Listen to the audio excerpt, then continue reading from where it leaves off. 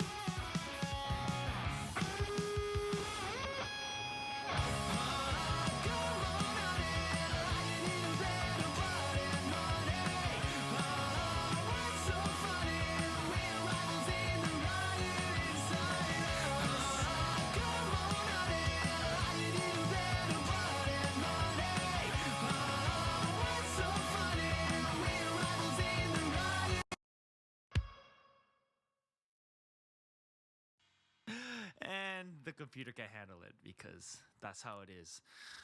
So, let's go through the song really quick here. And basically, the first thing you'll notice is that the drums are digital. And that is 100% true, guys. Drums are digital because it's just the most convenient and it sounds good. So let's look at what I did for the drums here. So first thing we use is Stephen Slate drums. Stephen Slate drums is my staple product that I use for all the drums. We went with a indie kit to get that really dry kind of sound. I usually try to just go with whatever Trey uses, like a Gresh kit.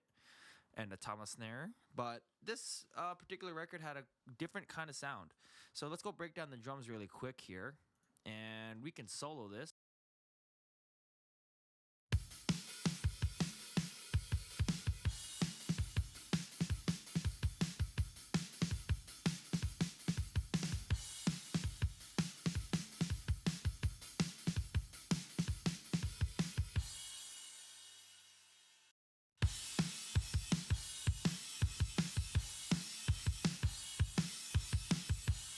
So, let's take a listen to how each part sounds. So let's see the kick. We got the snare, and then the overhead.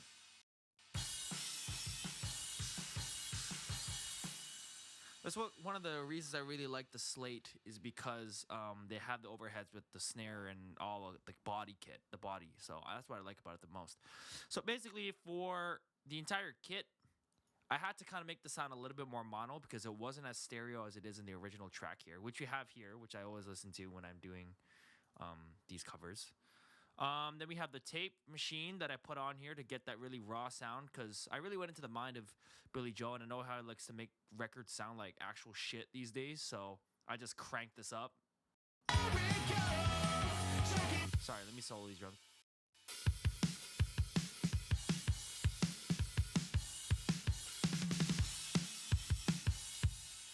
But basically, yeah, so that's how that sounds. And then we have I like to use I've been doing this for so long, so like I actually do use presets these days because I already understand the principles of each one of each preset. So I usually just either I just put on a preset. If it sounds good, it sounds good. And if it doesn't work out, then I adjust some of the things here. So for this one, I kind of brought down the 7.2 because it was a little bit too bright, so I wanted to make it fatter and then just kind of let it do its thing.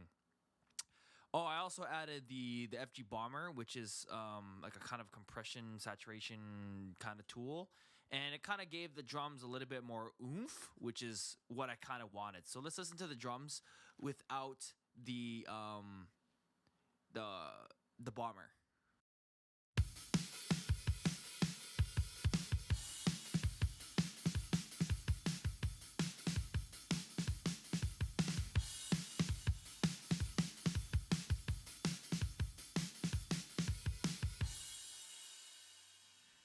It's very subtle, but it does add up in the end. And then we have the thickness trimmer and stuff here. I kind of brought that up to make it a more fatter kit. Um, Nothing really special other than the kick and the snare. I usually just do what I usually do. I cranked up the tape for all of these to make that sound, get that nice fat sound. And something I don't often do is that I use actually a gate to actually make the drum sound more intimate. So let's hear how that sounds without. Let's see how the snare sounds without the what is this called? The gate.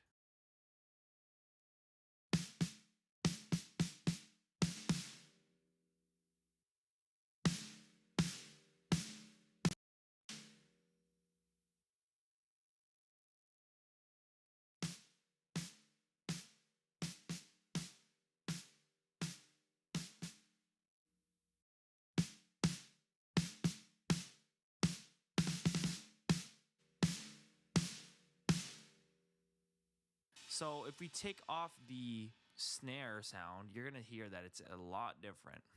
If I take off the gate, listen to this.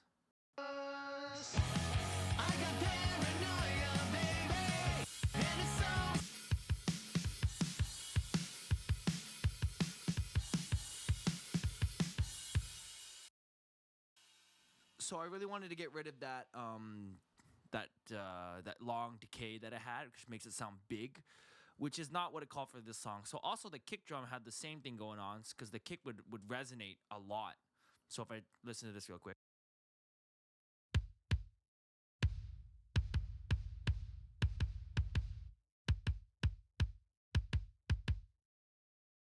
So this is actually one of the first times I've done a drum. I've used a drum gate to shape a sound rather than to just clean it up. Because usually these digital tracks are really clean anyway, so I usually never have to use them. But goddamn, this gate is great. So that's how I got that sound for the drums. You can see some claps here. I've actually sometimes I have to add some overdubs for them, and I'm more than happy to because it's fun for me too. So here are the claps. Just regular claps.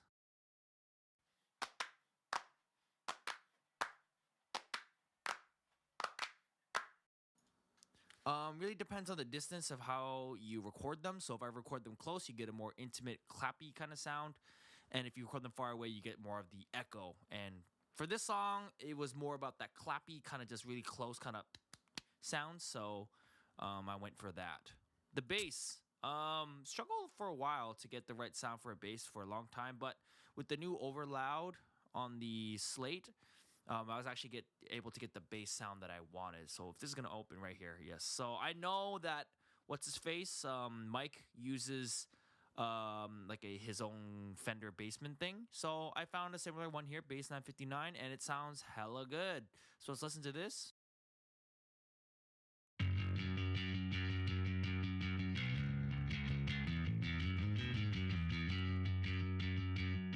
By the way, Steven is such a good bassist, man. Like, there's some bass lines in here.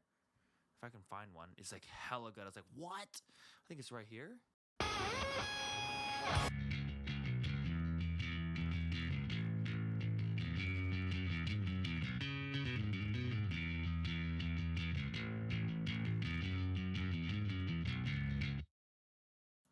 So that was amazing. Did you hear that bass line? Jesus, he's so good. His bass lines are usually really tight, and he's a really good player. So basically how I built this bass sound here is, again, use the tape, but I got a 16 track and 15 IPS to give it more bass. And then the bass writer, as usual, controls this thing so I can hear every note.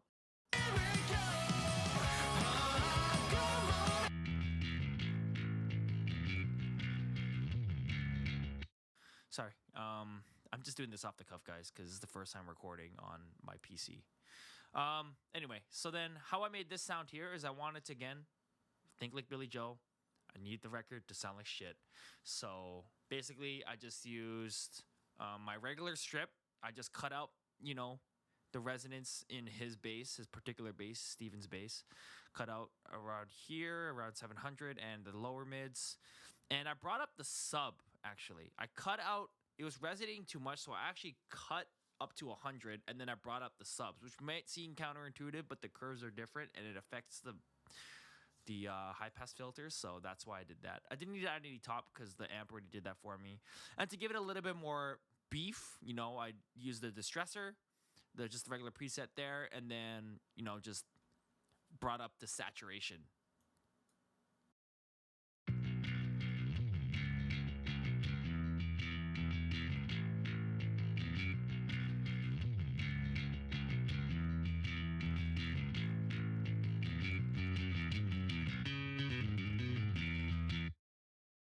So that bass sounds amazeballs. So let's move on to guitars really quick. Now this was really hard. So at first, if you can see here, I tried to use a bunch of different amps and different tones. I first tried to use like an AC30 sound. And then the thing was, it sounded too good, and it has a blues driver too, which is nice.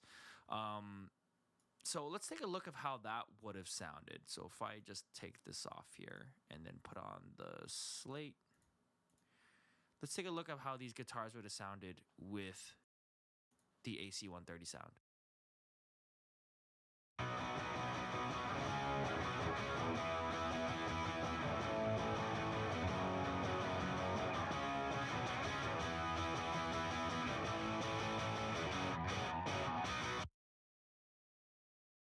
And of course, you have to hear how it sounds in the mix, so let's listen to that.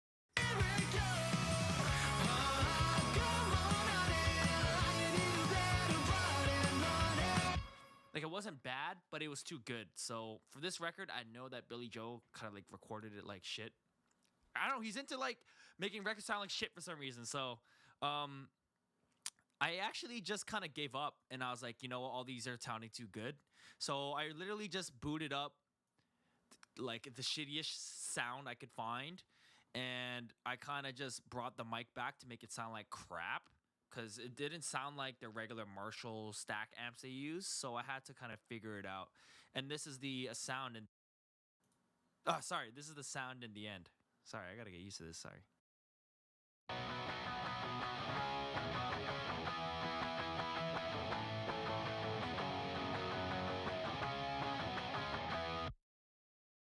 Yeah, so that was that. And the virtual mix rack here basically just brought up the highs. That's it. Didn't even cut out the lows. Didn't need to. Sometimes you don't have to, guys. Next, the lead guitars, basically all the same. I like to take a look at this particular part here. So I actually did use those old amps to give, the AC 130, because I knew that this album, well, what they sounded like to me is that they sounded like the Trilogy guitars, because once BJ-A went to Trilogy, he never went back. So I just kind of distorted the hell out of it with a little bit of tuning on the Blues Driver as well as the Diode, which is like an overdrive pedal, and then AC 130 with a green, the greenbacks. And then didn't use the reverbs here. I usually use my own, so I sent this to a bus here, and it goes out to Space Designer. And that's basically that. So let's take a listen to this.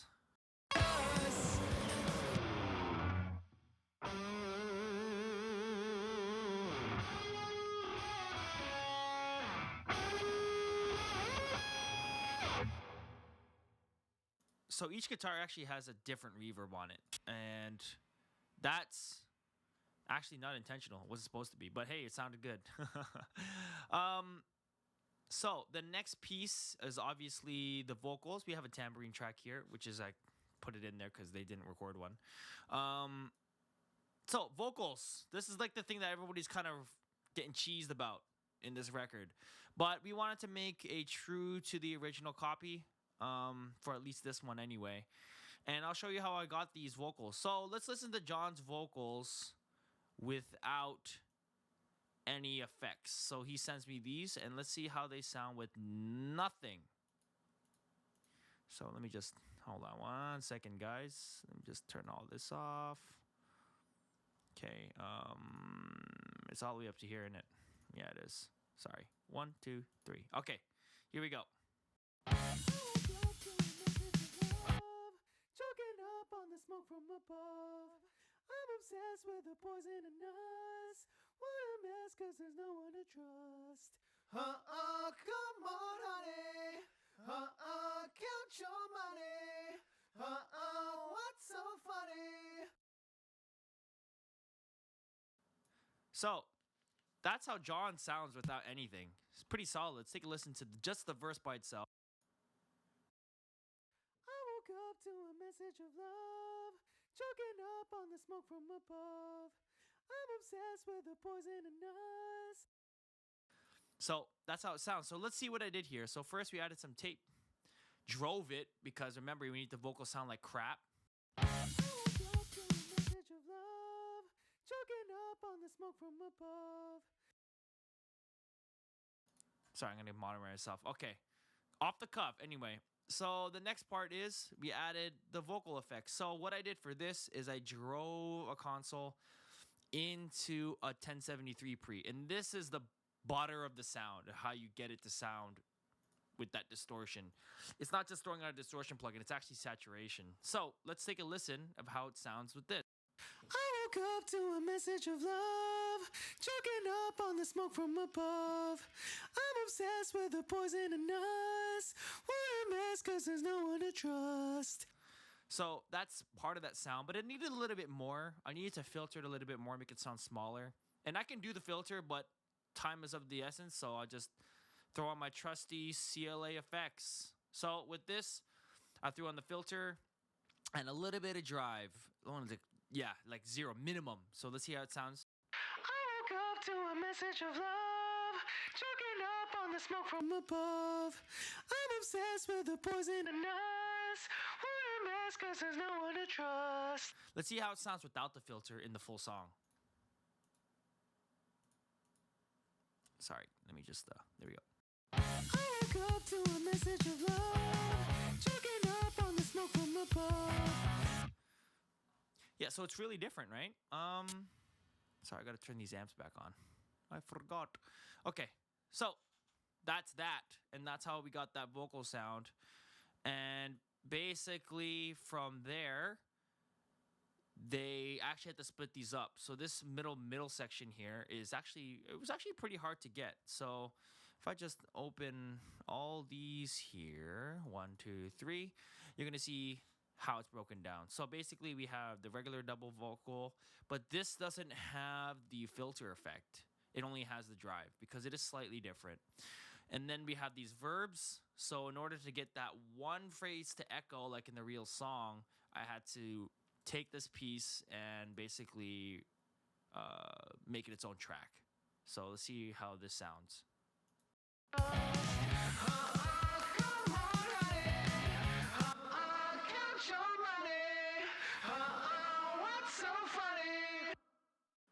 So that's how that sounds. Listen to these by itself.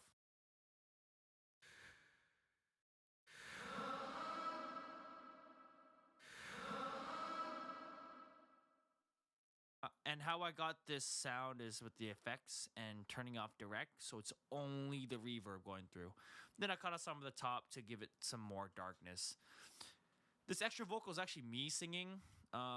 He didn't record a third one, which I kind of noticed, so I just threw myself in there. Sometimes we do this. You can go ahead and look for that in the other songs, but let's listen to this. Oh, come on, honey. Oh, get your money. Oh, what's so funny? So that's me on there. So the next one is also Inside of Us. I also added my own track on there just to give because he uses this belting voice, but I wanted it to be smaller so I combined the both of them. There's a riot living inside of us. There's a riot living inside of us. And then combined.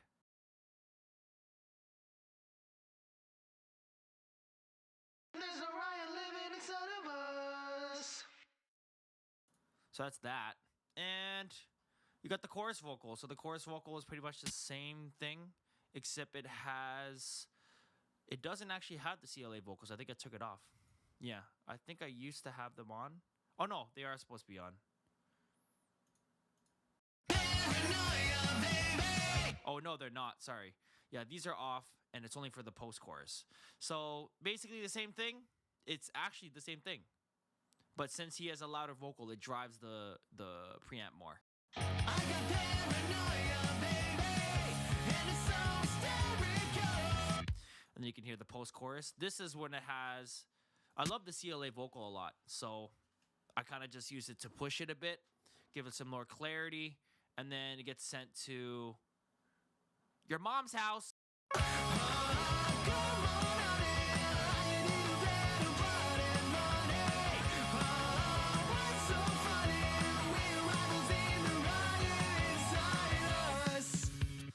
So that's basically that. And the cool thing about it is you can get that nice buried sound because distortion cuts through with its harmonics anyway. So it gives a bigger sound. Speaking of bigger sound, let's talk about some of the automation here. So basically, very simple stuff. Drums, made the hi-hat low there and then go back to regular. Don't really touch the drums too much. This part here, for the bass to kind of roll in, go, it's just a palm and swell. And harmony here on the left, I brought that up for that one part. And guitars, I actually automate them to be louder during the choruses here, so they kind of sound bigger. Did a lot of automation on the solos there, just to adjust the volume, simple stuff. And then the stereo bus here, pre-chorus goes up, chorus goes bigger, and then, you know, same thing kind of repeats. And that's how you get a very subtle and bigger sound when the chorus jumps in. But anyway, guys, this was Scuff AF. First time recording with my Windows PC because ScreenFlow isn't working properly for me. So it's kind of hard. So it was a little bit scuffed, but I hope it's good. Anyway, guys, I hope you guys enjoyed this video. It's kind of long, but to be honest, you know, it's fun.